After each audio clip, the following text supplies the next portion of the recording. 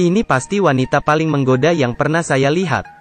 Pelayan secara tidak sengaja menjatuhkan air di badannya. Pandangan semua menuju ke satu titik. Wanita itu berdiri dan berkata dengan ringan, "Basah ya?" Ya, setiap gerakannya menyentuh hati pria. Tapi selalu ada orang yang suka ikut campur. David adalah salah satunya. "Aduh, apa yang kamu lakukan?" Tindakannya berhasil menarik perhatian wanita. Malam itu si gadis datang ke toko David sendirian. David sedikit terkejut dari obrolan mereka, tahu bahwa wanita ini bernama Jenny. Keduanya berbincang dengan senang, punya hobi yang sama. Jenny sangat terbuka. "Saya ingin lebih mengenalmu." Menghadapi permintaan seperti itu, David terdiam, agar tidak ketahuan selingkuh.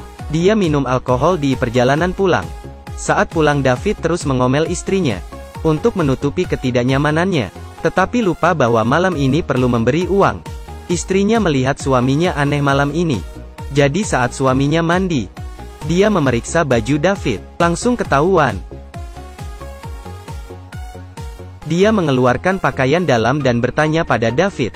David segera melemparkan pada iparnya, "Punyaku." Karena ingin pakai makanya beli. "Keluar dari sini. Cepat keluar dari sini."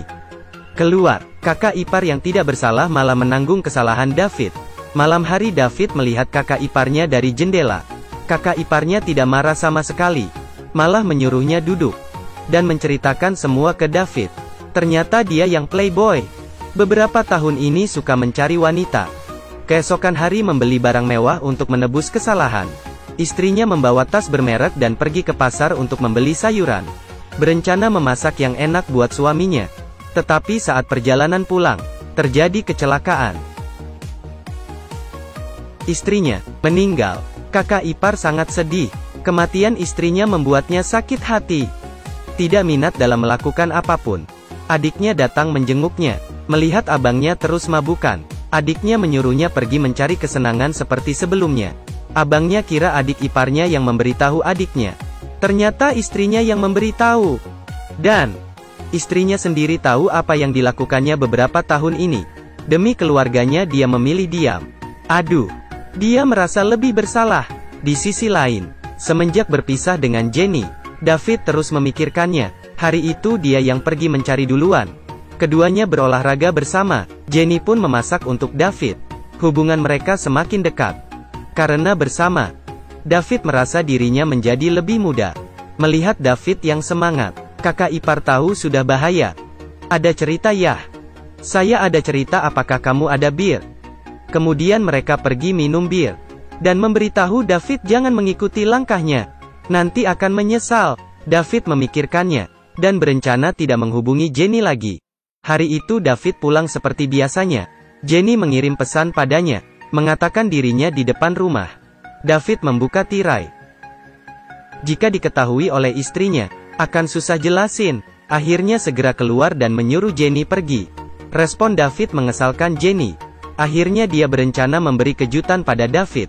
Hari ini, seorang wanita cantik datang ke toko untuk melamar pekerjaan. David melihat.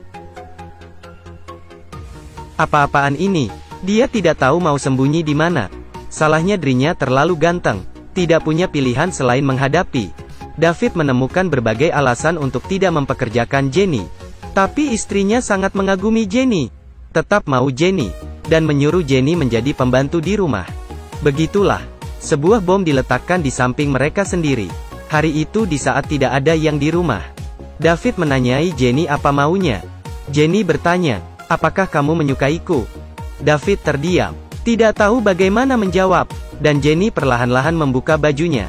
Aduh, David sangat takut sehingga dia jatuh ke lantai. Kemudian melarikan diri.